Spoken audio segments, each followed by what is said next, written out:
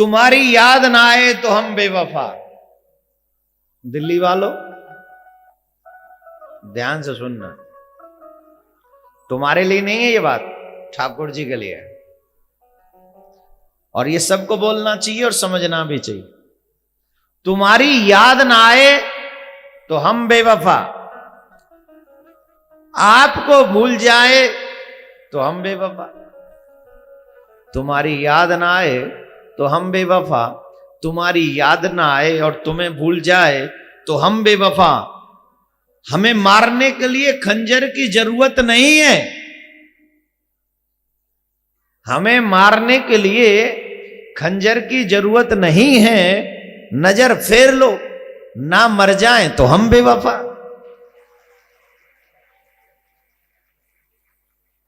हमें मारने के लिए खंजर उठाने की जरूरत नहीं है, नजरें फेर लो, ना मर जाए तो हम बेवफा।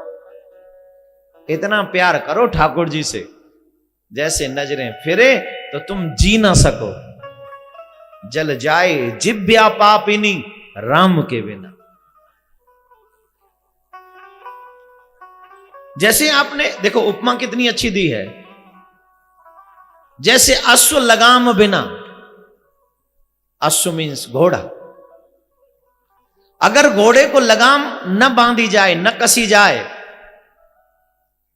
तो घोड़ा फिर सवारी नहीं करने देगा। वो दूसरों को फिर तो गोविंदाय नमो नमः कुछ न कुछ नुकसान करेगा, करेगा कि नहीं? कैसे करेगा मैं बताऊं। घोड़े को जब स्वतंत्र छोड़ देते हो आप, तो मुश्किलें क्रिएट करता है। और इस मन को घोड़े की उपमा दी गई है। ये मन चंचल है घोड़े की तरह, घोड़े से भी तीव्र गति से दौड़ता है। घोड़े की गति तो फिर भी एक लिमिट पे। आप यहां बैठे हो, आपका मन मुंबई में चला गया, आप यहां बैठे हो, आपका मन फॉरेन ट्रिप पे चला गया, बैठे बैठे इतना तीव्र गति से। इस पे ज्ञान की लगाम जरूरी है, गुरु की कृपा की लगाम जरूरी है, गोविंद की चाहत की लगाम जरूरी है, गोविंद के तीर्थों में जाते रहो ऐसी इच्छा की लगाम बहुत ज्यादा जरूरी है। जब ये लगाम लग जाएगी तो हमेशा यहां बैठे रहोगे और बने रहोगे। अपने मन को स्वतंत्र मत होने दो, अपने मन को परमात्मा के चरणों में बांध दो।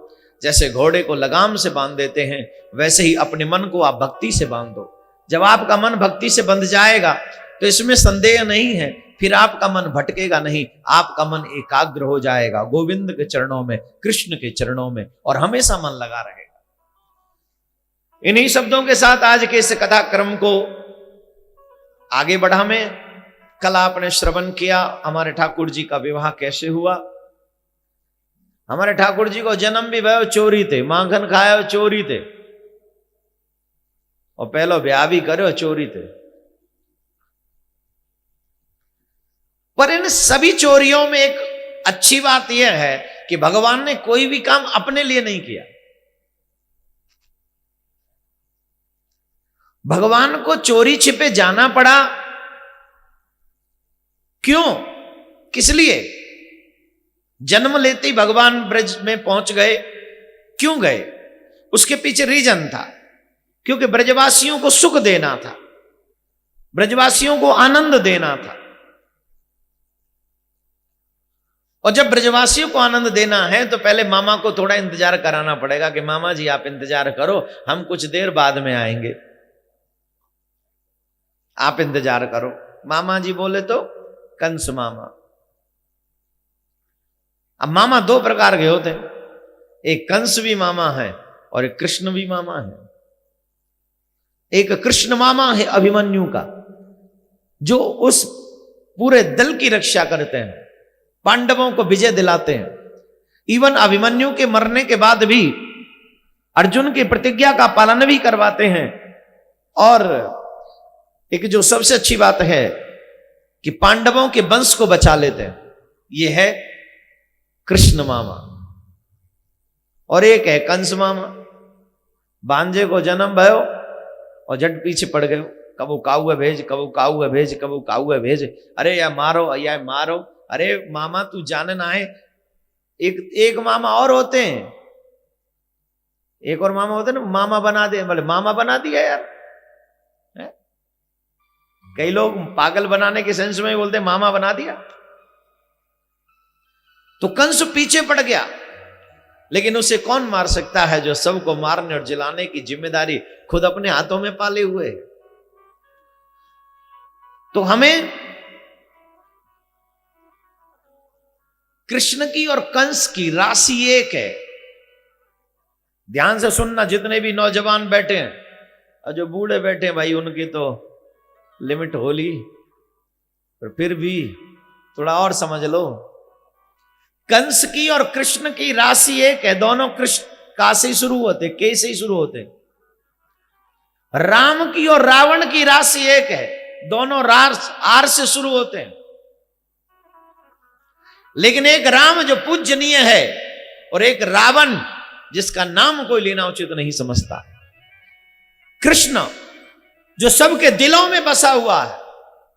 नहीं, आप क्यों आए हो?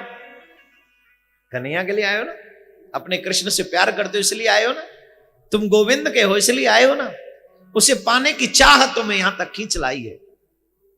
एक कृष्ण जिसको ये पूरी दुनिया, ये संसार चाहता है, और एक कंस जिसका नाम भी कोई नहीं लेना चाहता। नाम तो के से और आर से ही शुरू होते हैं दोनों के, लेकिन चरित्र में अंतर आ गया। एक दुनिया का पूज्य बन गया और एक दुनिया में कोई जिसका नाम नहीं लेना चाहता, वो ऐसे बन गए।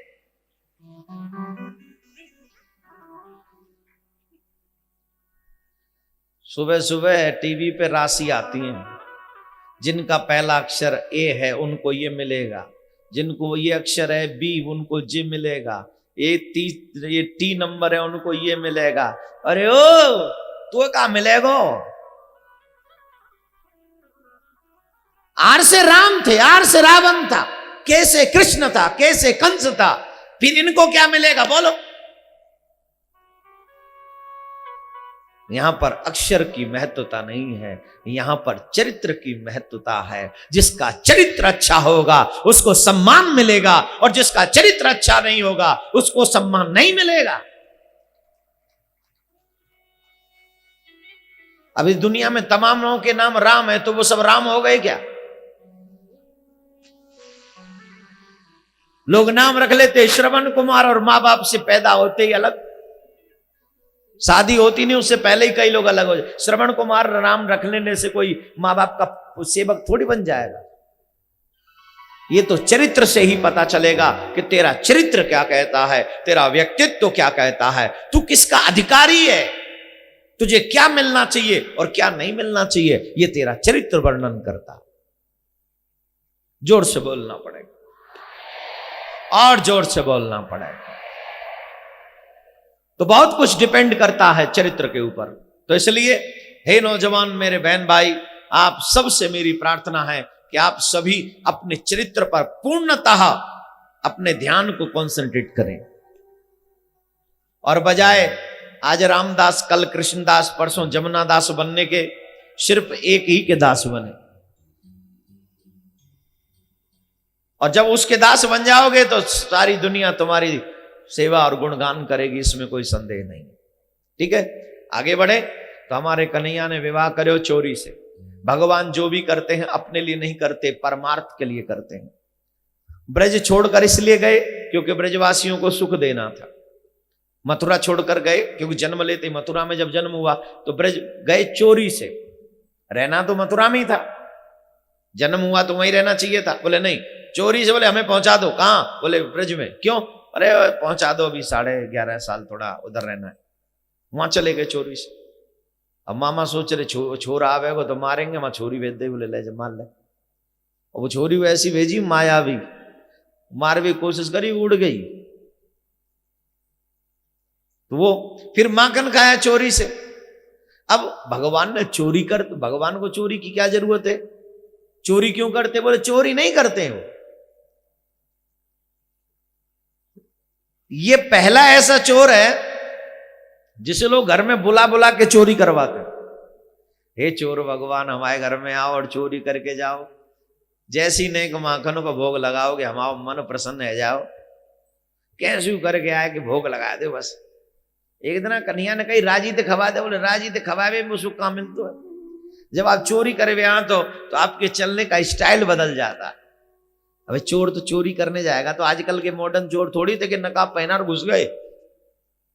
पहले पे नकाब थोड़ी पहन के आते थे, पहले तो चकाचक आते थे, लेकिन डर तो रहता था ना, कभी आगे कभी पीछे कभी इधर कभी उधर देखना, कोई हमें देख न ले, कोई हमें पहचान न ले, ये भाव रहता था।